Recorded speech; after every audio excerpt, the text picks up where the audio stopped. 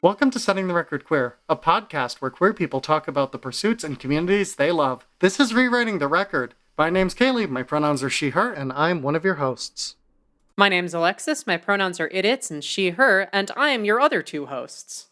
So Kaylee, we've got quite a special episode lined up today. Why don't you give us the rundown on what's going on? What we're doing here is Alexis and I have both picked out one topic from a past episode, and we are going to, with no experience in these fields, we're going to learn to do them, and we're going to make a finished product of some sort to share with all of you by the end of hearing this. If you're a Patreon supporter, thank you. You're probably hearing this just this first half of the episode, which is where we're going to talk about what we're planning to do before you're hearing the second half. But if you're not a Patreon supporter, you're going to get the before and after right now. Yeah, so stay tuned, listen to this bit, and then we will time skip forward like a month and change to when both of us are experts in new fields of craft. I wouldn't go that far. For our patrons, we will have a little added bonus that both of us will have patron-exclusive channels in our Discord server, where we'll be posting updates as we're working on things, so that you'll be able to kind of see our pace, see what we're doing, see how things are going. We'll make some highlights of that for those of you listening to the full thing, and post them as images in the show notes, but for our patrons, you get to see us struggle. You get to see us be very bad at things we've never done before, probably. I'm really excited, though. I'm terrified. We've had this idea for a very long time. I mean, that might be apparent based on the fact that it's been our Patreon goal for about 10 episodes, so like 5 or 6 months, but I had the idea even before that. And the thing I'm going to be spending the next month of my life trying to do is something that I'm really excited about. I have wanted to do this thing for literally years and just have never done it. I am going to be learning to sew, as we talked about with Shannon in episode 3. So what we're going to do as we learn these hobbies is we're going to follow our guests' instructions on how to get started and how to go about learning that thing. So let's take a listen to what Shannon had to say about how to get started in sewing. Well, if you're mending and you're mending with like a needle and thread, right? You're doing it by hand.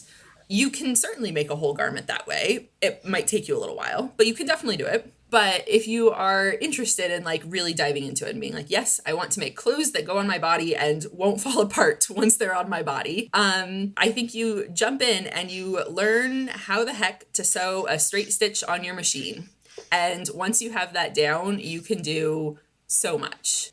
It can be really intimidating to start because I think there's a lot of moving parts, right? There's your pattern, there's how you choose the kind of fabric, there's how the heck your sewing machine even works, and then there's how the heck it all comes together and creates something three-dimensional. But if you start with really basic shapes, you start with really basic patterns, maybe if you're interested in using patterns, or you start with pieces of fabric cut into rectangles that has holes for where your various appendages need to go, and just stitch the places where your appendages don't need to go, that's a garment that you've made, and you can make like a cool oversized t-shirt with with 2 pieces of fabric that are rectangles. If you're not a person who's comfortable with trial and error, which plenty of people aren't, and I think that's also okay, trying to find a good place where there's a type of instruction that works for you is going to be really useful. So this might mean finding a friend who knows how to sew and going, hey, can we sit down with your sewing machine and you can just show me the basics of how it works, and then I can experiment on my own. That might be a thing. Taking a sewing class at your local fabric store might be a thing. So if you have a local fabric store, even big chains like Joann's will have sewing classes that are based for, that are directed at kind of the introductory sewist who doesn't know what they're doing at all. And you can go in and you'll learn how to thread your machine, how to use the machine, how to cut out fabric, how to put it together. You'll usually make something simple like pajama pants or a tote bag or a pillowcase or something like that. Well, one thing I've learned from that clip is, wow, we were not that good at the audio back then. We, over the course of literally 17 episodes, both of us improved a lot in our podcast post-production skills, and I'm pretty proud of that. And now neither of us do it anymore, except for, ironically enough, for this episode. But yeah, taking Shannon's advice, I have signed up for 4 sewing classes over the course of the month of May. I'm going to be taking, at a little local Rochester fabric shop, I'm going to be taking Sewing 101, Sewing 201, working with dress forms, and learning about your sewing machine feet. as well. Those are going to be occurring over the course of about a week. After that, I think it's Thursday, they have an open sewing time for a few hours where you can just use their machines to make stuff. I'm going to be trying to go to all of those. I don't know exactly what I'm going to make yet. I don't really know what to expect for where my skill level is going to be. I have some projects in mind, but we'll see just how good I get at sewing a queerly forward stitch and work from there. So yeah, that's my plan. I'm really excited. So yeah, that's my plan. Kaylee, what are you going to be doing? When you suggested this episode, and this must have been at the 4-episode mark you had this idea, I had an idea for which one I wanted to do. And, I left it open to change my mind because we've done maybe 12, 13 episodes since then. So I've had a lot of chances to pick something different, but I haven't. And I decided on our very first episode with a guest, which was Alexandra Van Chesten, who writes light novels, specifically gender-feel light novels. It has a nice gender feel. It does. To it. I agreed with you before listening to what you said, and I hate it. You can't stop the gender feel. I can't, and I don't want to, but now I do, and you've made me want this. Well, Kaylee, I have some good news for you. You're gonna make it. So I am not a professional author by any means, or even a non-professional author. But, as the stated intent of this project, you're gonna get to see the finished product. So I will release this light novel for free, probably on Itch or something, because I have an Itch page. And you'll be able to download that and read it. So part of light novels is illustrations. I'm also not much of a drawing person. I'm not really much of a visual artist. So we're going to just do the words part, not the drawing part. I think that's enough for 1 month. Yeah. I mean, we've done episodes on art stuff. That's like a whole nother thing. Maybe if I have free time in between sewing projects, I'll draw the pictures for your light novel. We'll see. That would be amazing. But if you're listening to this, do not count on that being a thing. Yeah, probably not. Yeah, I'm going to be using Xandra's method to write, which she explained in the episode. So let's take a listen. My process for writing a book is I will just start up a list of bullet points. And I write down, okay, these are the story beats. And the way I usually design anything is I start with, okay, I have a good premise. I have a really cool ending I want to do. Now I need to fill out the middle. So, I have this other big thing, cool, and I fill out the spaces in between and eventually flesh it out until I get the good feeling for, okay, I eyeball it. This should be a good size for the book. I've gotten a little bit better at figuring out how many story points go into 20,000 words. I was really off with Substitute Familiar because that was a big book. And that's why I had to do a different printing process for that one. But yeah, and once I have this whole work file, the skeletal structure of the story, then I buckle down and just do a first pass of writing everything, usually from the start to the end. And then I have a few folks who will read the story and comment. And usually, the way it works, I will have a first draft, and then do a second pass to rework some major story elements. Sometimes, getting here to the end, it would be really cool if earlier parts of the story built this thing up. This little thing I want to do with the story so it makes sense, and then I go back. So first draft, second draft is major story revisions, and then that's when my editor comes in, Robin, to do a more thorough edit of sentence structure, typos, and just a lot of stuff. And then also we'll point out the finer details of the story, you should probably develop this a little bit more, or what if you went this way instead with the story, with the character here. So usually I'd say between 3 and 4 passes to get the final version, and the third and the fourth look really, really similar, because at that point it's really just splitting hairs and just finding some good pacing, or sometimes literally just okay, I need to remove 15 words from this chapter, so it takes up 1 less page. But yeah, it's a thing. I used to have a problem with finishing any projects. And that approach has helped me actually make it to the end, because it's about okay, make it to the end as fast as possible. I do that through the bulleted list. And then, cool, now I have a whole story. Then I can just do another pass and flesh it out. But I'm not going to be stuck figuring out where is this going. I know, because I've already made it to the end. It's just refining it over and over again until you get a book that makes people. So I will be using Xandra's method to write this. So one thing that Xandra said earlier in the episode that wasn't actually in the clip we just listened to, just very briefly, she mentioned that pretty often the way she'd get started before this was she would see a picture of like a cute anime girl blushing. Exact quote. Yes, even. exact quote. And then following that, she would create the title for a light novel, one of those really long, like 30-word titles, and then, go from there. So that's what I'm going to do. I'm going to find the picture, I'm going to create the title, then I will use Xandra's method, and I will write an outline. I will write a first draft, which, in order to make pace on this, I'm going to have to start, I'm actually probably going to get started on this before this episode even goes live. This episode will probably be live within a few days of us recording this, though. And I'm going to need to write 700 words a day, which scares the heck out of me.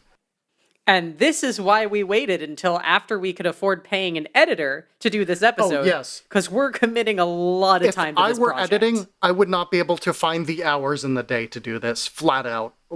This was a necessary, we need an editor before we can do this. I'm going to write a first draft, then I'm going to go back through it, and this will be a couple days as well. I'm technically cheating a bit here. I have a little over a month to make this work, but there's some extra days in here and there. I think technically it'll wind up being like 5 or 6 weeks, but I'm just going to edit about, change some things that didn't make sense, fix some things up, where I have a place where I can improve something, do that. And then, if you remember our 5th episode on cosplay with Jazz, they actually volunteered to proofread the book for me. So after I do that, I will send it off to them. They'll give it a read through, which I'm very nervous to have them read it, as I am very nervous to have any particular person here reading it. And then, that's going to be the finished product, and I'll host it up online, and it'll be yours to download. If you're listening to this as a patron, soon. If you're not listening to this as a patron, right now. Yeah, right now. Although you should finish listening to the episode before you do. Yeah. I'm really excited. I cannot... My first sewing class is on May 6th, and, I'm excited. So, with that, I think that's everything we have for this before episode of Rewriting the Record. So we'll see you in, 5 or 6 weeks, give or take? Well, we'll see you on Tuesday, for our regularly scheduled content. Yes. For chronological sake, we're recording this a day before we record with Skybills. Yes. All right, well, we're going to do a little time skip, and us from the future are going to be taking over for the rest of this episode. Now, most certainly, masters of the craft they have spent the month of May perfecting. So, Marty! bye. Marty! See you soon. Marty, it's me, it's Doc! Marty!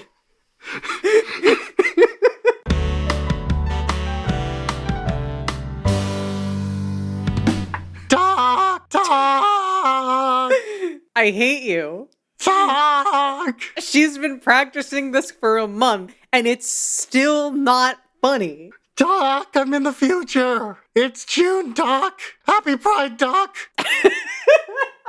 I was about to be like, it's May, but no, it's not. No, it was May before, but now it's magically June. Weird how, time passes, right, huh? What are you talking about? We took the time machine. We had to listen to Marty yelling Doc the entire time. It was very annoying. No, we didn't, because we spent this entire month learning to do things. That was the whole point, Kaylee. Oops. Anyways, our viewers, or our listeners rather, are experiencing this in one continuous time stretch. So without further ado, let's get into what we're actually here to talk about. Hello from approximately 1 month in the future. We're now learned experts in light novel writing and sewing, respectively. We've won awards in our fields for our ingenuity and the unique styles that we've brought and created new things that have completely revolutionized the way the world works. Or, maybe we just did some beginner's level work and called it a day. It's sort of, try Google would probably give you the answer to which one of those is true. Yeah, especially considering that we didn't release any of this information until after this recording. Art finds a way, Kaylee. Art finds a way. Da-na-na-na. Okay, that's all I can do before we get copyright struck.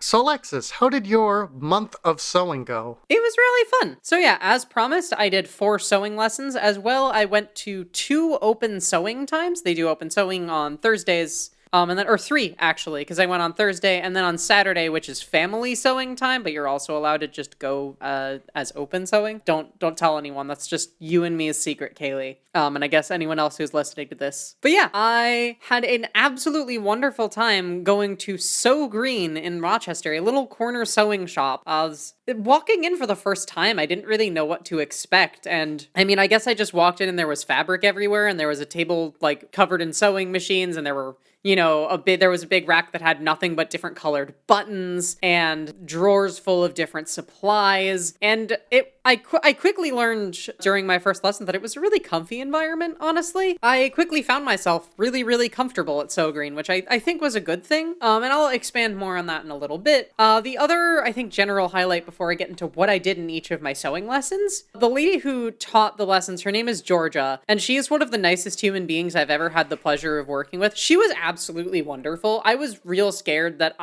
this like queer trans gamer woman learning sewing for a podcast wasn't going to get along well with the probably older white lady who teaches the sewing lessons. And well, I was right on guessing that she would be an older white lady. As it turns out, she was really super nice and chill and just had the friendliest rapport with everyone who walked in the door of the shop while I was there.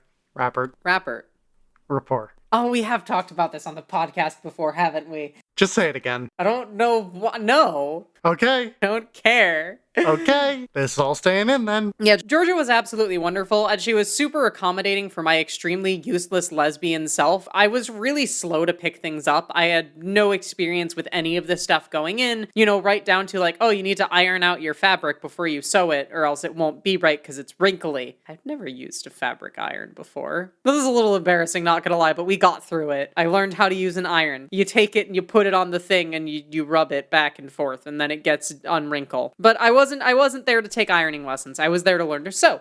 So the very first class I did was Sewing Machine 101. In the class, I learned the basics of how to run a sewing machine, and I made a pillow. I'm going to talk about this class a little bit later in my performance showcase. Later that afternoon, I went back for Sewing 201. Later in that afternoon, I went back for Sewing 201, which was basically more of the same thing. I learned advanced machine techniques, how to swap out the machine foot, how to use a different machine foot, and I made a little zippered bag. Again, I'll talk about this later. The next class I took was working with dress forms. So for the uninformed, as I was going into this class, a dress form is one of those little adjustable sewing mannequins that you use to imitate a person's body shape and make clothes for it. So what we did in this class was Georgia helped me and the one other person who took the class that afternoon, or that morning rather, get full professional measurements, and then she just handed us each a dress form. The other person there brought their own, and handed us a bunch of foam and tape and sewing pins, and was like, okay, now you need to make this match your dress form. Make this dress form match your body using these measurements. It was a good exercise in understanding how clothes actually fit and understanding just how different bodies are, because it's one thing to add foam until it matches your waist, but then if you do that wrong, it won't match your halter or one of these million other measurements, because you have to put it all in the right areas. You really have to match your body. I will say though, this class was kind of difficult emotionally, starting from this small petite feminine frame with this super curvy waist, and the thing was freaking tiny, and slowly enlarging it and flattening out the curves until I saw something that looked like me was kind of disquieting, honestly. It was an interesting experience, and it was once I started to really get there, I was oh wow, this looks like me, but it was also oh wow, this is what I look like, huh? And no, granted, this mannequin was meant to be smaller than everyone so that you can pad it out to any size, but it was still just wow, yeah, that's really how my body compares to what people expect of a feminine form, huh? So that class was a little bit trying emotionally, which admittedly I wasn't expecting to be a part of my sewing lessons, but I suppose that's just how it goes. And then my my final sewing class that I did was getting to know your sewing machine feet. So a sewing machine foot is basically the assembly that holds and moves the needle through the fabric. There's all sorts of different feet that allow you to accomplish all sorts of different tasks. You have a standard foot that allows you to just sew stitches, which is what I used during sewing machine 101. And then in sewing machine 201, I said I made a zippered bag. I had to use a zipper foot. I'm gonna get into that a little bit later. So just gonna run through all of the different things that I learned over the course of this, even just like 2-hour lesson. It was a lot. It was a big crash course. So the first foot I used was a blind hemming foot. A blind hem is a specific sewing technique that allows you to sort of fold something and then put a seam on it to keep it in place where you really can't see the seam much at all. It's useful for like dress pants or, dressy things that you don't want to see stitches on. It took me like 3 tries to get it right because not only is it a relatively complicated sewing technique, it requires tuning your sewing machine's stitch in a very specific way. You also have to fold the fabric in a very specific way, and actually the way I messed it up the first 2 tries was mostly based on how I was folding it. But even once I got it folded right, getting the stitching in properly was tough. The second foot we used was a button foot. As the name implies, this foot was designed to help you sew buttons into place. And so what this foot basically did is it had little rubber pads on it, and it just clamps the button down to the fabric. And then you set your sewing machine needle to just go back and forth without pushing the fabric forwards, or back and forth rather, side to side. You have to like very carefully test it by manually rotating the needle assembly, so that you can see that it goes through both 2 of the buttonholes really, really smoothly. And then once you get that, you just drop your foot on the sewing machine's pedal and it just goes do do do do do do do, and boom, your button is sewn, and you just do that again for the other 2 holes. And that was really cool. I've never hand sewn a button, and I don't think I ever will, which is pretty great. I also used the button foot to sew snaps, which was basically an extension of the same principle. The third foot I used was a darning foot. Darning is a weird sewist's word for like repairing, and I don't know what it really means or why. But what a darning foot basically does is it puts no pressure down on the fabric so that you can essentially Georgia called it off-road sewing, which I thought was pretty great. So I did some off-road sewing. I tried to make like a spiral shape. It's really hard to control fabric moving under a needle, as it turns out. And then I tried to write some letters, but going back and forth over the stitches repeatedly caused something to get jammed, so I didn't get to write more letters. So the next foot I worked with is called a ruffler foot, and as the name implies, this is what you use to make like ruffles of fabric, or like, bunch it up and then sew over that. You can also use it to make little tiny pleats. I don't know what I'd ever use this practically. I guess if I wanted to make a maid's apron or something like that. But let me be clear with you, Kaylee, and with listeners. A ruffler foot is a horrifying mechanical monstrosity. It is awe-inspiring just how ridiculous this thing is. Most of your sewing machine feet are just like a little assembly around the needle. Maybe there's like a thing sticking out with a knob, or like whatever, just some little like almost looks like little skis on some of them that sort of guide the fabric through neatly. The ruffler foot is a monstrosity. It was about 4 inches long. It had gears on it and a ratchet on it and a little settings thing where you physically had to move a spring-loaded plate to different connection points. And it had like a bunch of different layers that the fabric went through. Go look up what a ruffler foot looks like. It's awe-inspiring. Working with it was not terribly exciting. It was a little bit difficult, but once you sort of got it down, you had it down. It was really interesting to work with, and please go look up what it looks like. It was a monstrosity, and I loved it. One of my favorite things about this whole thing was just appreciating sewing machines. They're so intricate. Like, there's so much stuff going on while that needle is moving. It's kind of honestly just, like, incredible. I had no idea just how intricate and interesting these machines are. And then the final foot I used was a binding foot. And what a binding foot does is it allows you to take basically pre-made folded strips of fabric and put them along the edge of something. I don't really know how to describe it better than that, but you certainly have a piece of clothing that has one somewhere, probably. You have your fabric, and then along the edge, there's sort of like a folded strip of fabric of a different color. What that's called is bias tape. I don't know why they call it tape, because it's not sticky. Some people call it bias thread, which is a lot easier. The binding foot was really difficult to get started with, but once you had the bias thread going through and your fabric going through, you didn't need to touch it. You just put your foot down on the pedal and waited for it to be done. It was really, really impressive just how simple it was once it was going, and I could see myself using bias tape in, future sewing projects or whatever. It seemed really useful, and I like the way it looks a lot. But yeah, that was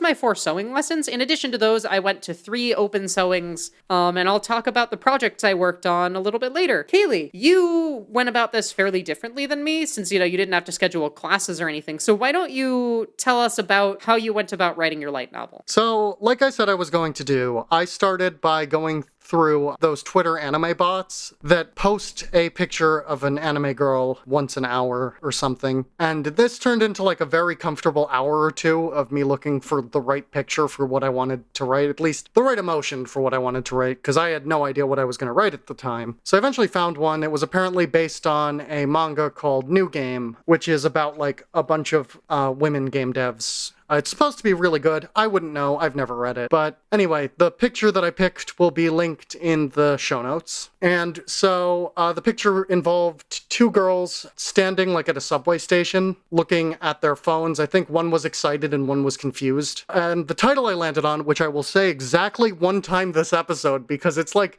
what, like 25 words, as is tradition. The title is, I agreed to help test my friend's new ARG, but now I look like my avatar and my friend doesn't really seem concerned, and I think I'm not either, from this point forward to be referred to as friend's new ARG, because I'm not saying that like every 10 seconds. Please say that like every 10 seconds. No. If you really want me to say that every 10 seconds, you can take the audio clip from the episode and loop it on itself. Don't challenge me. I will. Okay, then loop it on itself and upload a 10-hour version to YouTube. I don't care. Hell yeah. But, like, I surprisingly got into doing it pretty fast. I had a lot of fun with writing. It wound up not being as challenging to motivate myself to get up and write 700 words a day every day. There were a few things that I definitely had challenges with. I think it's just specifically how I write. I had a lot of challenges with physical descriptions of characters and, like, non-repetitive word choices. And honestly, I think that, most of what I've written recently has been video game dialogue for SoulSync. And I think that makes sense because, like, hey, I just have to write the dialogue. And if I want to, give a facial expression that shows what the character's feeling, I can just show the facial expression. And if I want to emphasize a joke, I can put a sound effect in. But I, couldn't do that, so I had to use actual writing to cover those things, which I definitely found challenging. I think I got there in the end. The hardest part came after I finished. I sent it to Jazz, who you may remember from our 5th episode on cosplay, and at JazzRay on Twitter. And they were nice enough to proofread it and give me some suggestions of things to fix. And the hardest part was like going about your day while you're like checking your email and Google sending you like, hey, comment added here, comment added here. And you're like, someone's reading this thing I wrote and it's probably terrible. And oh my God, that's what my brain did for the 3 days it took them to read it. And they gave me a lot of really good suggestions and like caught the, I think literally like 200 typos that were originally in the book. I don't know how I managed that many, but I did. I'm proud of you. It's really an accomplishment. I mean, 200's a big number. 200 and like 200. Okay, there were 20,000 words, so that means 1 in every 100 words was spelled wrong. Good job, babe. Good job. Think about that. But those are all fixed. Hopefully more didn't show up. Fun fact, as I was editing, Google added this new feature, which is a grammar check to Google Docs. And that thing is wrong all of the time. Yeah, it's horrible. I've used it exactly once now, and it was just awful. But anyway, they helped a lot. Editing was also pretty tough. There were two types of things that were like, oh no, which was like, there was the, oh no, I thought the sentence was fine, but it's not fine. And the, wow, I cannot believe my brain put that on paper. And I went, yeah, that sounds good. That sounds good. That sentence with no verbs is perfect. And stuff like that. And both of those, I think, are equally difficult to look back at.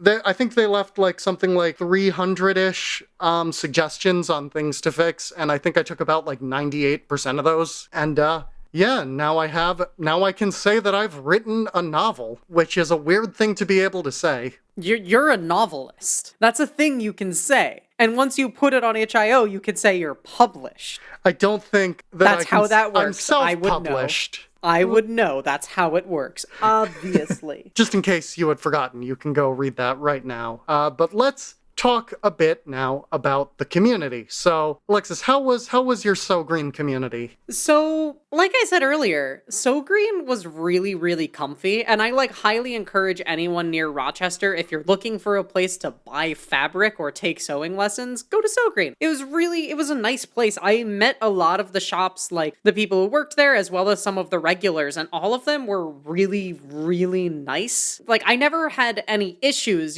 being a queer person person, but at the end of the day, no matter what, being a queer person surrounded by mostly older white women and a bunch of people who are very like cishet coded, at least. At the end of the day, it's always at least a little bit discomforting, and there was really no avoiding being an anxious mess the entire time, despite all logic and reason, because that's not how anxiety works. And yeah, like Shannon said in the episode, it was a lot of older white women, and that was sort of interesting being in that space. I think I was the youngest person I saw in that space at any point. That's not true. A kid walked in with a parent once. They were adorable. So I guess I wasn't the youngest, but I was definitely on the younger end of what I saw there, and I did, no matter what, kind of just feel a little bit out of place, honestly. And like I mentioned about the dress forms lesson, it was just kind of a recipe for body dysmorphia, and I couldn't really avoid that, but the people were nice. It was really only bad brain making it difficult. And again, you should go to So Green. It's a nice little space. Yeah, that's sort of my feelings on Community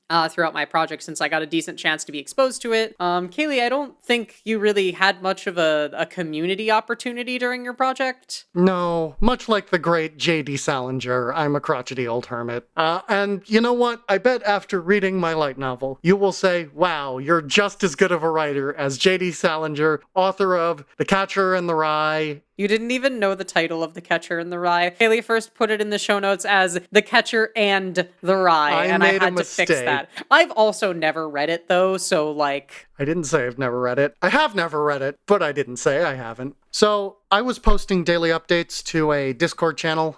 It was patron exclusive when we were recording. When this episode goes live, we will remove the patron exclusivity, so you can go take a peek around it. You can go back and see, like, pictures of all of my little different sewing tests and all those feet I mentioned. There's pictures of the ruffler foot. You should go look for them. Most days, I just kind of, I would post like 1 or 2 sentences about kind of what type of thing I'd written, or if it was challenging, or if it was fun. And I would every day post like a page and character count, because I think Xandra said something about light novels being about 20,000 words. Mine was exactly 20,004 after edits, so I hit that goal pretty hard on the head. It was a little longer before edits, actually, but some of the awkward sentences and whatnot got cut. It is now 20,004 words. To all the patrons who were, active and excited in the Discord for this, thank you. That's the closest thing to community that I really had with this one, other than the one person that did the proofreading. Yeah, I mean, I would come home from my sewing lessons and find Kaylee holed up at her desk sitting next to J.D. Salinger, just writing away, not speaking. I'm not even sure if she was even breathing.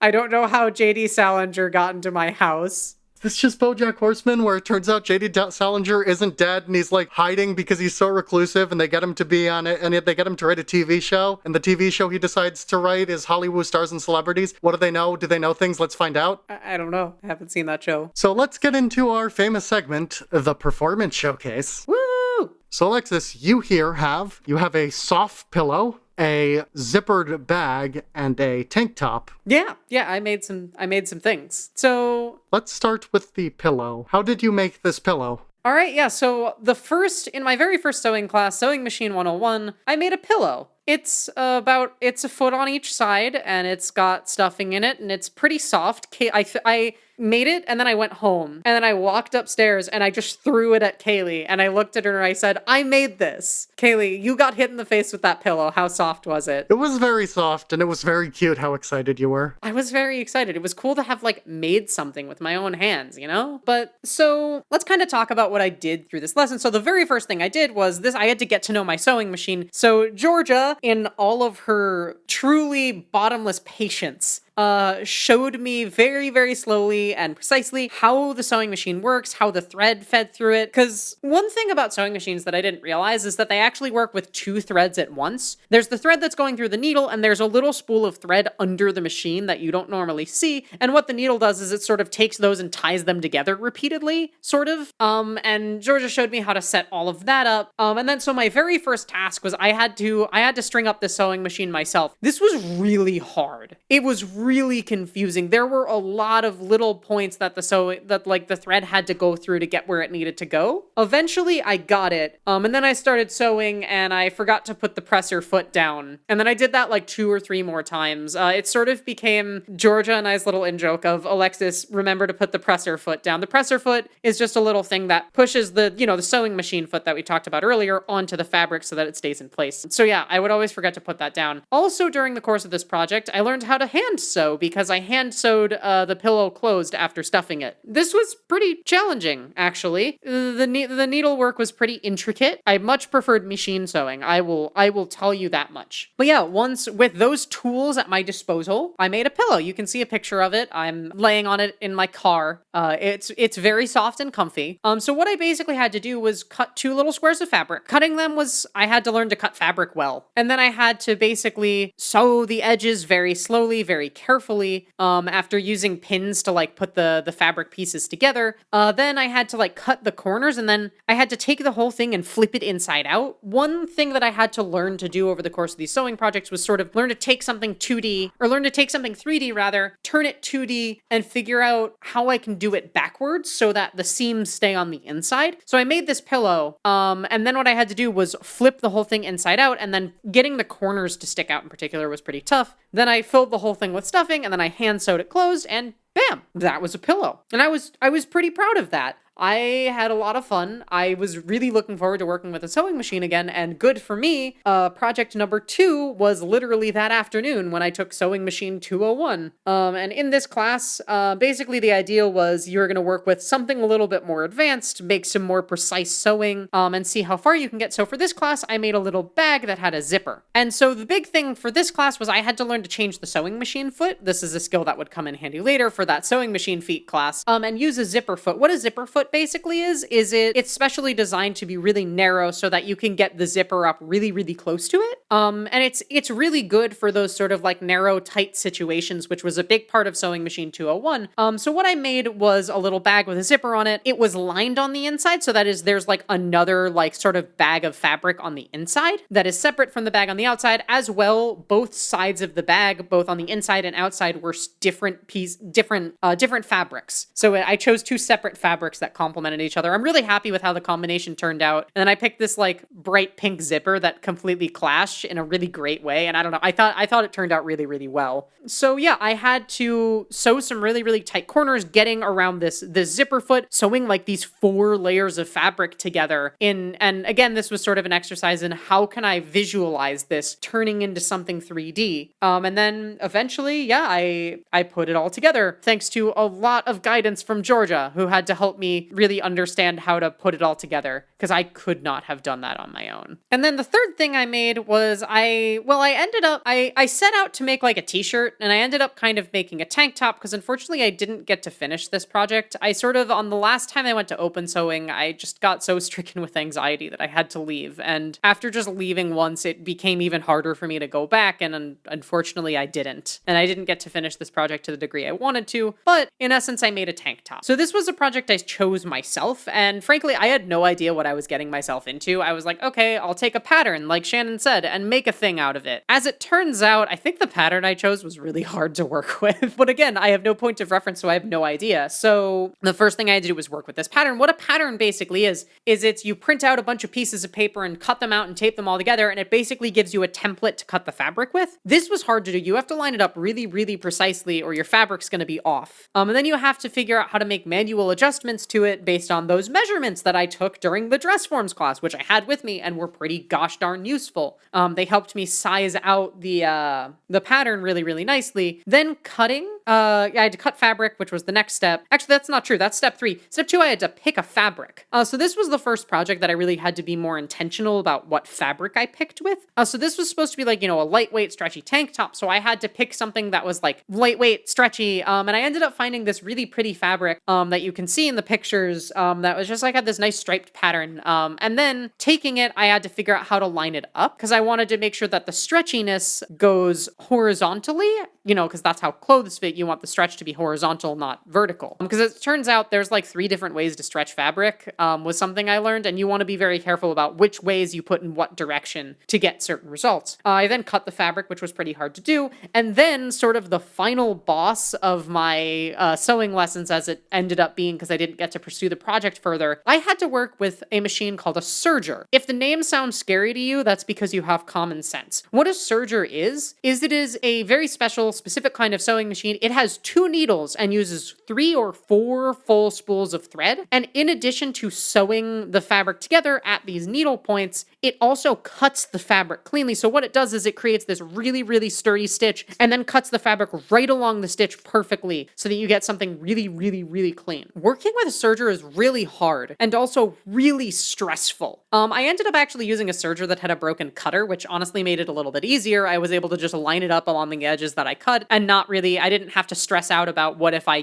cut it wrong and that's just it, the project's ruined. But still lining it up and using the serger was really, really hard and scary. You can see the stitch that the serger makes up close in one of the pictures that I've shared of the project. But yeah, with some serging, overcoming my fear of serging, I made a tank top, essentially. And that was sort of where my sewing projects came to a close. So that's everything that I did. Any questions, Kaylee? How do so good? Take fabric, put on top of other fabric, pin fabrics, put fabric, push fabrics through sewing machine. That's how do so good. How do so better? Okay, well, what you're going to want to do is change the foot on the machine to be like a foot that will really benefit your project. And so once you've got that all there, then you're going to want to be very careful to tune the length and width of your sewing stitch to get something that really, really lines up on your project well. And then the next step is you want to be very careful about where and how you place your pins in the fabric so that you get perfectly lined up pieces of fabric, because pinning fabric actually changes it a little bit. It sort of warps it and makes it hard to get it to sit right. And then you want to stitch very slowly and carefully, making sure your stitch lines up exactly where you want it to. And that's how sew better. I didn't get to learn how sew best, unfortunately. I'm just an amateur sewist, as it were. Probably have Shannon on to talk about how to sew best. But I guess that's my project. I have a soft pillow. I have a really useful little bag that I can put stuff in it, which is really great. I actually haven't used it for anything yet, but I fully plan to at some point. Eventually, for sure. At some point, which I have need of a small bag with a zipper, which will probably be someday. And I made a tank top, and that was my projects. So next up, Kaylee, it's your turn to talk about the stuff that you did. So why don't you tell us how we're going to be doing this for your project? Okay, so I have picked a segment from the light novel, and Alexis is going to read it because if I were to read it, I would literally die. So that's not happening. So Alexis is going to read it. I don't want to kill my fiance. And I'm going to plug my ears and go la la la la la la la la la the whole time. All right, so here is a chosen excerpt from I agreed to help test my friend's new ARG, but now I look like my avatar and my friend doesn't really seem concerned, and I think I'm not either. So this scene is towards the beginning of the book. It is our protagonists, Cody and Alyssa, have just gotten a secret beta build from a friend of an upcoming game that is, and I want to make this very clear, has nothing to do with Pokemon or Pokemon Go. At all whatsoever. It's called Pocket Pals On, because you play it on the go. That was the best joke in the entire book. And I spoiled it. Anyway, they have launched the game, and the game has instantly created some form of what appears to be a projection of someone all of a sudden. And also they are live streaming all of this with the help of a swarm of drones. Shall I? Yes, you shall. Instantly, there was a man standing before them, wearing a white lab coat. "Greetings," he said. "My name's Pond, and I'm the Pocket Pal Doctor." Cody stared in shock as the figure before him droned on about the pals. Sure, hologram technology existed, but there was no way his phone, or even his and Alyssa's phones together, could project anything near the quality of this thing. What had Rochelle done to these things? Cody looked over at Alyssa, who seemed to be unable to stop jumping up and down with the biggest grin he'd ever seen. Of course, no good journey is taken alone. "Why don't you take a pal with you?" Dr. Pond asked as Cody regained focus. Cody looked down at his phone to see an assortment of pals to choose from. He scrolled through to see if he could pick. Yes, they had it! Cody selected the round owl, his personal favorite. Upon tapping it, the creature started happily rolling around his screen. "Aw," he heard Alyssa say. "I wanted it to come out." "Probably can't do 2 holograms at once," Cody responded. "I wouldn't leap to conclusions. Plus, what makes you think?" Alyssa was interrupted by the doctor continuing his monologue. An excellent choice. I'm sure you two will become the closest of pals. Now, one last thing before I let you start on your wonderful adventure. Tell me a little about yourself. Cody looked back down at his screen again. Above the carefree owl, there appeared to be a character creator. There was a bit of a running joke amongst Cody's fans. No matter the game, no matter how extensive or limited the creator, Cody would always try to make the same character. Really, once he just liked the character, but once people started noticing, it became something of a signature. This worked out fine for him. He got to keep making his favorite avatar and give his playthroughs his own personal spin at the same time. As it turned out, even this beta version of Pocket Pals On had the most detailed avatar maker Cody had ever seen. As he meticulously poured through the options looking for his iconic components, the message, "Move your ass, grass," flooded his mentions. To newcomers, the sentiment could seem harsh, but it was a community in-joke that was all in good fun. Normally, Cody made exaggerated slow movements and hovered over buttons for long periods of time. Not today, though. Today, he was too focused on the creator. After what could have been over an hour, he finalized his design. He looked up from his phone. No sign of Alyssa. She must have gotten excited and started without him. He let out a sigh and looked over his character one final time. Long lilac pigtails with deep purple eyes, a petite, feminine frame, almost half a foot shorter than his, and a purple dress that matched her eyes with a white t-shirt underneath. Satisfied, and feeling a little rushed by Alyssa, his finger finally hit the confirm button. A warning popped up. You will be unable to quit the game until you complete it. Continue? There was no time for this. He needed to catch up with Alyssa as soon as he could. He hit the green yes button. Dr. Pond looked in his direction and smiled. That's weird, Cody thought. He seemed taller just a minute ago. It's very nice to meet you. Remember to have fun on your journey. Increasingly large fragments of light started to come off of his body until there was no one there. As Cody moved his head to look back down at his phone, a tuft of lilac hair fell onto it. He instinctively moved to swat it away, only to see an unfamiliar hand do so. He let out a yelp in an unfamiliar voice. That was really good. Oh god, that was difficult to just have read to me. Wow, was my reading really that bad? No, it was good. You're good at reading. I'll be honest, that was actually way better than I expected it to sound aloud, so I'm pretty happy. But I'm still embarrassed. I thought that sounded really, really good. I'm looking forward to reading the full light novel. I haven't yet. No one has. I mean, except for Jazz. So Kaylee, why don't you talk a little bit about some of the writing techniques or, other ideas that you sort of fleshed out over the course of your project? What did you learn by the end of the book that you didn't have in your toolkit at the beginning? Oh gosh. Words hard. I think I got better at and stuff. I did go back to touch up some of these segments too, because they weren't so good the first time. I think pacing was something I struggled with a lot at the beginning and got way better at. Because when I first started writing, I had the outline, as I said I was going to make, and then I just went bullet point to bullet point. And that wound up with a really rushed pace of event happens, then event happens, then event happens, then event happens. And at some point I kind of realized I'm a third of the way through my bullet points, and I'm less than a quarter of the way through what should be written, and plenty of stuff happens in this outline. This is enough stuff, so the pacing must be really bad. So I kind of went back and fixed that. I think I got a lot better at it as I went through the book. I stopped having that problem. Something I needed to do was, writing the outline helped me a lot, but actually looking at it was hurting me, I think, because I was like, what do I write next? Oh, it's in the outline, as opposed to knowing I have a general idea. So the act of writing it helped, but I don't think the looking back on it and relying on it was very good for me. And now, I guess the final question, I'll let you go first on this one. What do you intend to do with this in the future? You've now written an entire light novel. What's next? Is it Disney World? No, I can't afford that. I've had a lot of fun doing this. I doubt I will ever write another, gender feels light novel. I might, I don't know, if there's ever another one of, if Sandra ever runs another one of those, anthology things that she's doing right now with, the Feline Therapy universe, I might try to join in that and submit something, but I did have fun with this. I'm not even sure I'd write something of this length again, but I think once in a while I might just want to write, a short story or something.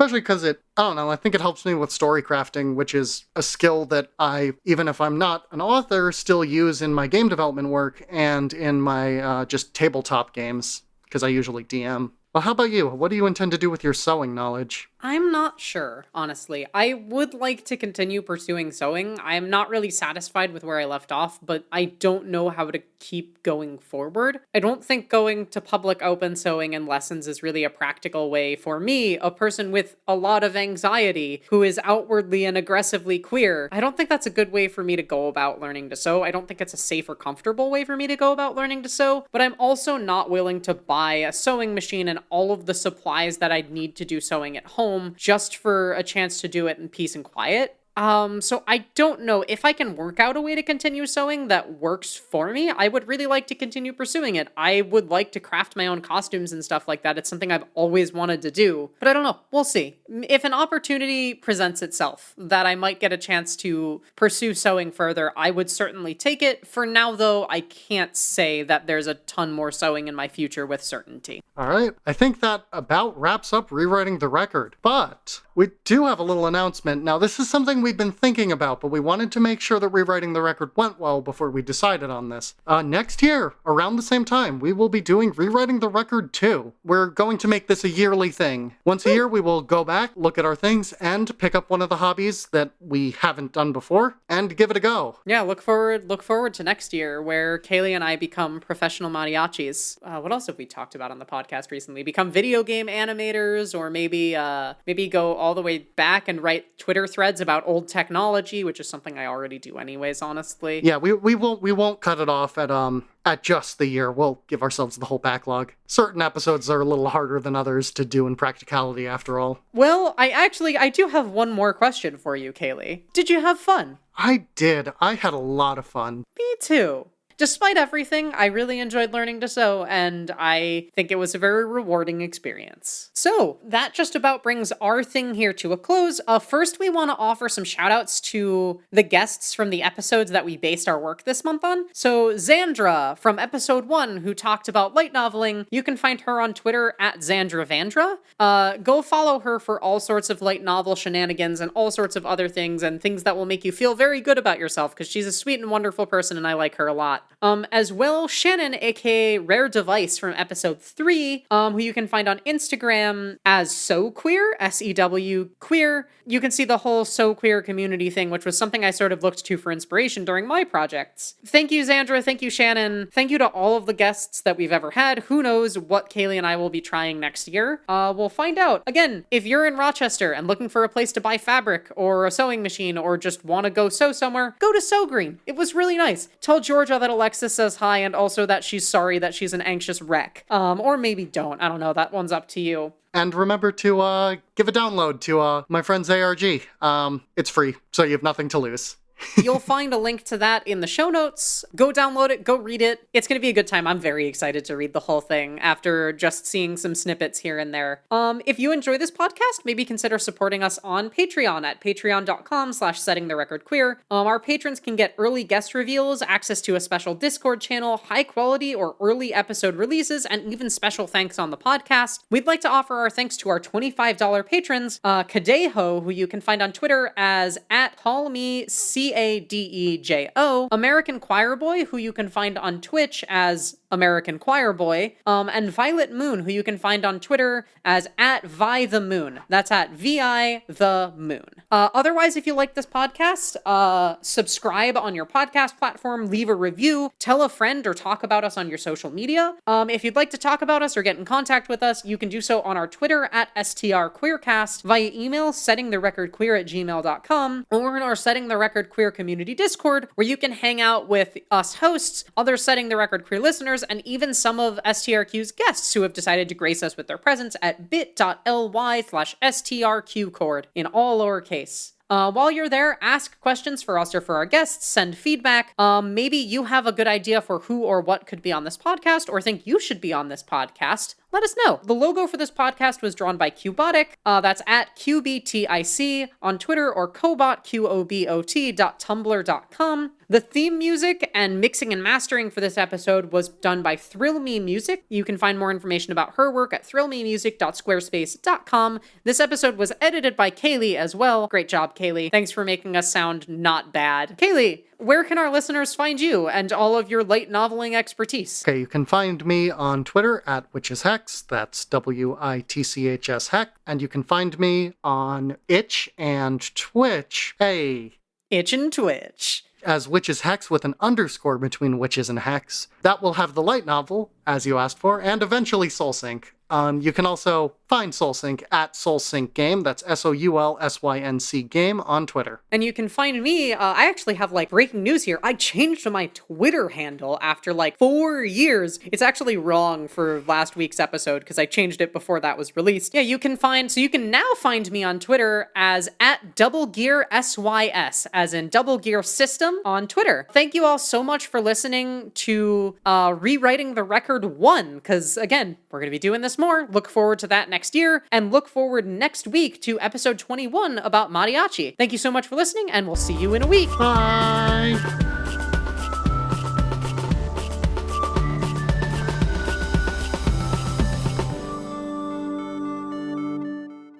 Are you gonna make another bad joke about Back to the Future now? There's no more future to go back to. It's the end of the episode. Oh, okay. Unless, of course, we had a time machine to go back to the beginning of the episode. Dun, dun, dun. That's all I can do for copyright reasons.